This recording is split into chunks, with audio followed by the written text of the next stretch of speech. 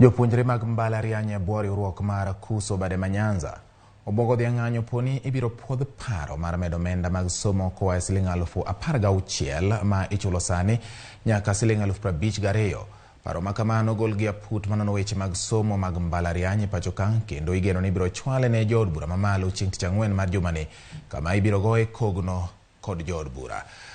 Ka gitwak gi jofwambo, jopuonjrego okwedo mokalo parono ka giwacho ni pek mar ngima kod chal mar osumi gie sani pacho ka biro miyo weche mag somo mag mbalariany midhiero moponi od bura obiro puodho dwaro mar apudno.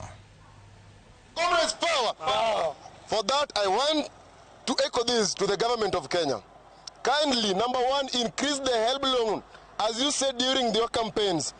Number two, fund the universities, as you said earlier, so that students are able to get the jobs, the work studies in the universities. Power. You know, those people who are going to, those lecturers, those VCs, they are not paying fee. We are the one who are paying fee, and we know the burden of our parents. And we want to tell this government, you can joke with other people, you can joke with those your political age mates, your political colleagues, but you will never joke with the comrades. Comrades, power. If you want to lower the quality of education, that is how it starts. We did not give the Ministry of Education through Machogu a chance to exploit comrades or to exploit parents, but we give them a chance so that we can ensure that the comrades fraternity welfares are running in accordance with the laws and in accordance on how they want it.